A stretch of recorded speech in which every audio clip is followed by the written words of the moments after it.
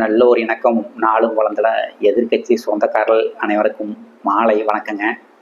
என்று நாம் தமிழர் கட்சி தலைவர் சீமான் நடத்தும் ஆடு மாடு போராட்டம் பெரிய தாக்கத்தை ஏற்படுத்தி ஓட்டாக மாறுமா என்ற தலைப்பிலே ஒரு பதிவை பார்ப்போம்.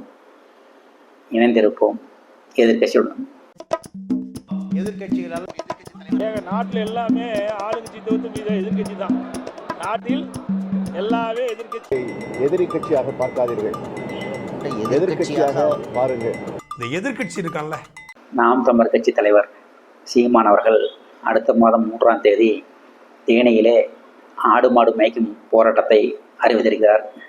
இந்த போராட்டத்துக்கு முன்னதாகவே ஆடு மாடு போராட்டம் மதுரையிலே நடைபெற்ற போது அது உலகளவிலே பேசுபொருளாக இருந்தது.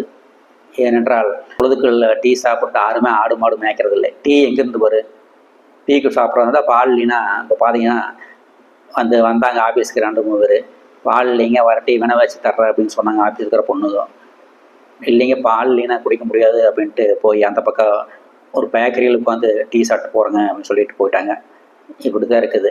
இந்த நிலையில் விவசாயிகள் ஒரு கூக்குரல் பொதுமக்கள் வலைகளே பேசு பொருளாக இல்லை, விவசாயிகளை யாருமே மதிப்பதில்லை என்ற கருத்து பல வருடங்களாகவே எடுத்துக்கொண்டிருக்கிறது. இந்த நிலையிலே இந்த போராட்டம் வெற்றி வர வேண்டும்.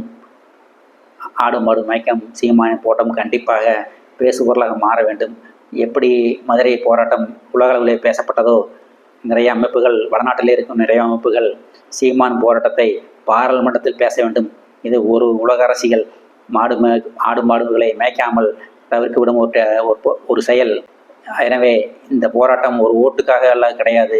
ஓட்டு போட்டாலும் போடாவிட்டாலும் மக்களுக்காக தொடர்ந்து குரல் கொடுக்க வேண்டும் சீமான் என்ற நேரத்திலே கூறிக்கொண்டு, சீமான் தம்பிகள் எல்லாம் தொடர்ந்து நல்ல எதிர்கட்சிகளை எதிர்காலத்திலே தமிழ்நாட்டிலே உருவாக்க வேண்டும் என்று இந்த எதிர்கட்சி சேனலில் தெரிவித்துக் கொண்டு, எங்கள் சேனலோட கருத்துக்களும் பிடித்திருந்தாலும் எங்களுடைய சேனலை சப்ஸ்கிரைப் செய்து ஒரு ஆதரவு தாருங்கள். எங்கள் கருத்துக்கள் பிடித்திருந்தாலும் மட்டும் ஆதரவு தாருங்கள் என்று நேரத்திலே கேட்டுக்கொண்டு, சீமான் போராட்டம் கண்டிப்பாக வெற்றி பெறும் என்ற நேரத்திலே பரம்பரை அரசியல்வாதிகள் சீமானுக்கு ஓட்டரசியலே தெரியவில்லை. சீமான் போராட்டம் எதுக்கும் உதவாது, பணம் மட்டுமே உதவும், பண அரசியல் மட்டுமே உதவும். வேறு மக்களுக்கு எதுவுமே செய்ய வேண்டியது, மக்களுக்கு எதுவுமே நல்லது செய்ய வேண்டியதில்லை, மக்களுக்கு சமூக பணி ஆற்ற வேண்டியதில்லை. பணம் மட்டும் 200 ரூபா 300 ரூபா கொடுத்தா போதும். நாங்கள் தொடர்ந்து பல வருடங்கள் எடுத்துக்கொண்டு இருப்போம். தமிழ்நாட்டில் எதிர்கட்சி இருக்காது என்றுதான் வியாபார அரசியல் தமிழ்நாட்டில் சொல்லிக் கொண்டுள்ளார்கள். அதை உடைக்கும் விதமாக சீமானின் போராட்டங்கள் கண்டிப்பாக இருக்க வேண்டும்.